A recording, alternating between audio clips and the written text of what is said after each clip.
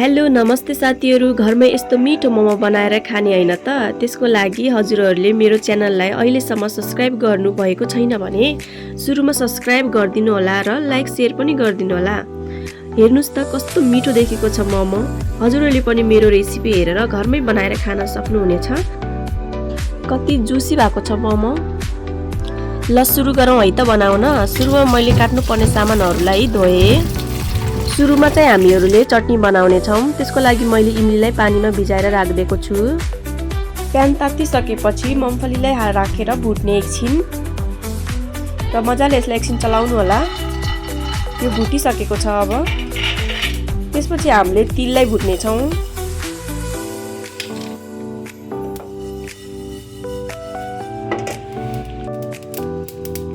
एकछिन यसलाई सेलाउन दिने। अदुवा, लसुन, टमाटर, सुरुमा चाहिँ तेल राख्ने,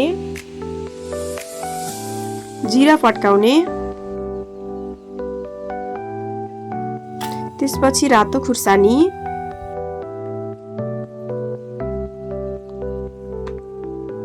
प्याज, यसलाई चाहिँ गोल्डन ब्राउन हुनेसम्म भुट्ने। अदुवा, लसुन, यसलाई पनि एकछिन तेलमा मजाले भुट्ने।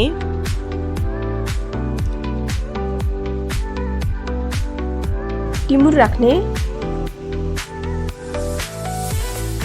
त्यसपछि एकछिन मजाले चलाउने। त्यसपछि हामीले बेसन राख्ने छौं।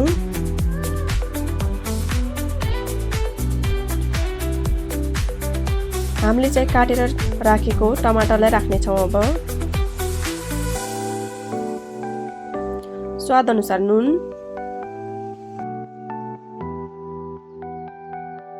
नुन राखिसकेपछि हामीले एकछिन यसलाई मजाले चलाउने।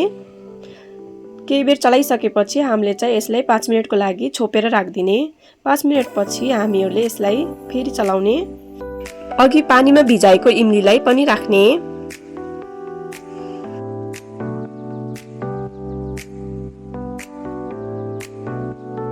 एकछिन चलाएर हामीले यसलाई फेरि 5-6 मिनेटको लागि छोपेर राखिदिने। 5 मिनेटपछि हामीले यसलाई हेर्ने र यसको पानी पनि सुकिसकेको छ। अब यसलाई हामीले एकछिन सेलाउन दिने। चटनी चाहिँ सेलाउँदै गर्छ। त्यति बेलासम्म हामीले पिठो र किमालाई रेडी गर्नेछौं। मैदा लिए। मैदामा चाहिँ हजुरले नुन राख्नु होला। त्यसपछि हामीले बीचमा पानी राख्ने छौं।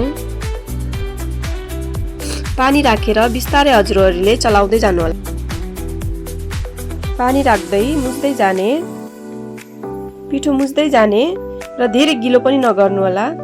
फेरि यसमा पानी एड गर्ने। थोरै थोरै पानी राख्दै मजाले मुछ्नु होला। यसमा चाहिँ मैले थोरै तेल राखे। पिठो रेडी भइसक्यो। अब यसलाई चाहिँ हामीले केही बेरको लागि छोपेर राखिदिने छौं। अब चाहिँ हामी किमाको तयारी गर्ने छौं। प्याज, गोबी, हरियो खुर्सानी, हरियो धनिया, अदुवा, लसुनलाई चाहिँ कुटेर हामीले पेस्ट बनाउने छौं।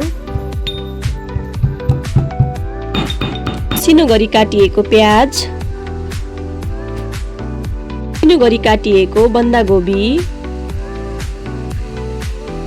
किमा, हरियो खुर्सानी, हरियो धनिया, अजिना, मोमो मसाला, थोरै चिकन मसाला पनि राखे, कालो मरिच, स्वाद अनुसार नुन, बेसार, तोरीको तेल, अदुवा लसुन पेस्ट।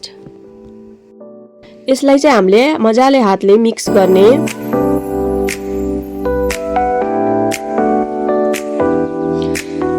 किमा चाहिँ रेडी भइसक्यो। यसलाई चाहिँ हामीले केही बेरको लागि छोपेर राखिदिने छौं र अघि सेलाउन राखेको चटनीलाई मिक्सरमा पिस्ने छौं हामी। तिल र मूंगफलीलाई पनि राख्ने छौं। हरियो धनिया, स्वाद अनुसार नुन।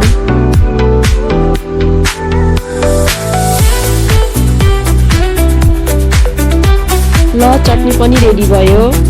हेर्नुस् त कस्तो मिठो देखेको छ चटनी।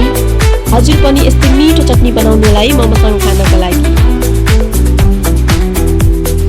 भाँडामा चाहिँ तेल लगाउनु होला, नत्र भने मोमो चप्किन्छ, त्यसैले तेल लगाएर नै मोमोलाई राख्नु होला।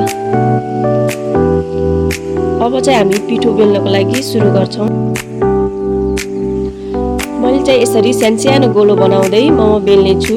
हजुरहरूले अर्को तरिकाले पनि गर्न सक्नुहुन्छ। अर्को तरिका पनि मैले अर्को भिडियोमा हजुरहरूलाई देखाउने छु। यसलाई चाहिँ गोलो बनाएर हजुरले यसलाई मजाले बेल्न सक्नुहुन्छ।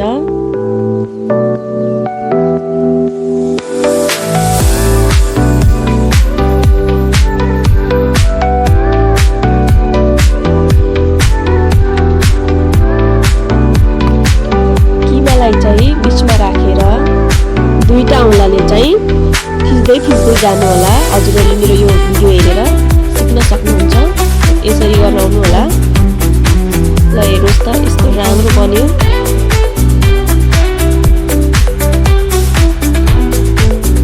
अघि तेल लगाएको भाँडामा यसरी मिलाएर राख्नु होला।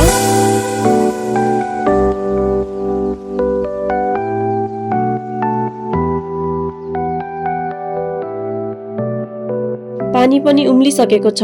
अब हामी मोमो स्टिम गर्नको लागि राखिदिनेछौँ। यसलाई 15 मिनट जति स्टिम गर्नु होला। 15 मिनट पछि पाकेको छ या छैन थाहा पाउनको लागि हातले छामेर पत्ता लगाउन सक्नुहुनेछ। च्यापच्याप भएको छ भने पाकेको छैन। हातमा च्यापच्याप भएको छैन भने मोमो पाकिसकेको छ। मेरो चाहिँ च्यापच्याप भएको छैन। मेरो चाहिँ मोमो एकदम राम्रोसँग पाकिसकेको छ। हेर्नुहोस् त कस्तो मिठो भएको छ मोमो। हजुरहरू पनि आफ्नो साथीभाइसँग यसरी नै सेयर गरेर खानु होला। यस्तै मिठो मिठो रेसिपी ल्याएर फेरि पनि आउने छु। By by.